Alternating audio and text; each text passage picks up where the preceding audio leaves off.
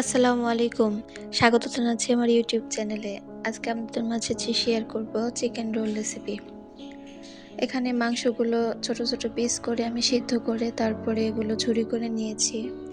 সাথে একটু মটরশুঁটি, গাজর নিয়েছি, পেঁয়াজ কুচি আর কাঁচামরিচ নিয়েছি প্রয়োজন মতো।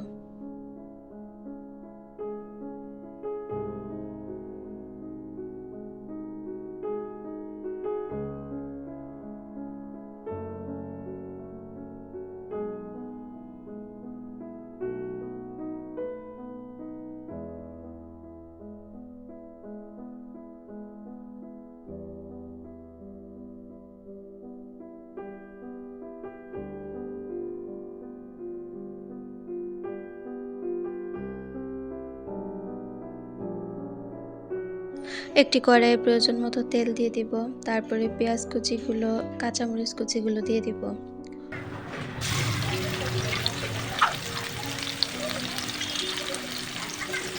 পেঁয়াজগুলো হালকা ভেজে তারপরে ঝুরি মাংসগুলো দিয়ে দিব। এরপর মটরশুঁটি আর গাজরগুলো দিয়ে দিব। আস্তে আস্তে নাড়াচাড়া করে তারপরে গরম মশলাটা দিয়ে দিব। এখানে আমি রাঁধুনি গরম মশলাটা ব্যবহার করেছি। আর সামান্য একটু প্রয়োজন মতো লবণ দিয়ে দিব। বাস এগুলোই হচ্ছে প্রধান উপকরণ। এতে আর কিচ্ছু লাগে না, অল্প উপকরণেই এই ভিতরের চিকেনটা রেডি হয়ে যায়। মিডিয়াম আঁচে ঢাকনা দিয়ে ঢেকে 5 মিনিট রান্না করব। রোলের জন্য শীট তৈরি করে নেব।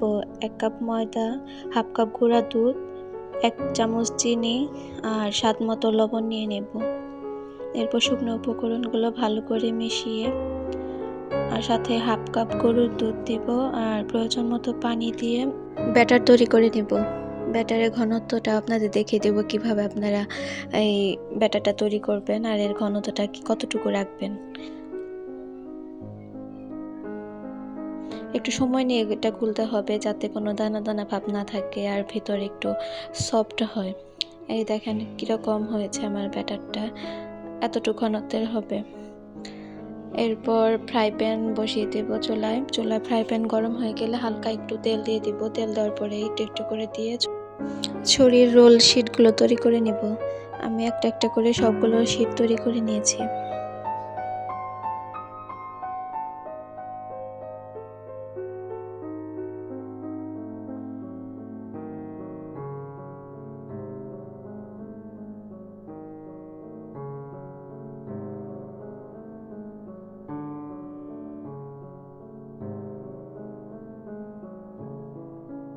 আমি অফ ক্যামেরাতে সবগুলো শিট বানিয়ে নিয়েছি আর এদিকে রোলের জন্য রোল যাতে কভারটা ভালো করে নিতে পারে এজন্য একটু ময়দার সাথে পানি মিশিয়ে দেখেন এভাবে ঘনত্ব তৈরি করতে হবে। ভিডিওতে যেভাবে মাংসের কিমা দিয়ে শিটগুলো দিয়ে রোল বানাচ্ছি ঠিক এভাবেই রোলগুলো বানাতে হবে। এই কাজটা একটু আস্তে ধীরে করতে হবে, সাবধানে, যাতে রোলগুলো সুন্দর শেপে হয় আর না ফাটে। এরপর ডিমের মধ্যে কোট করে তারপর ব্রেড ক্রাম না থাকলে বিস্কিটের গুঁড়া দিয়ে আপনারা করতে পারেন খুব সহজে। আস্তে আস্তে আমি সবগুলো রোলই বানিয়ে নিব।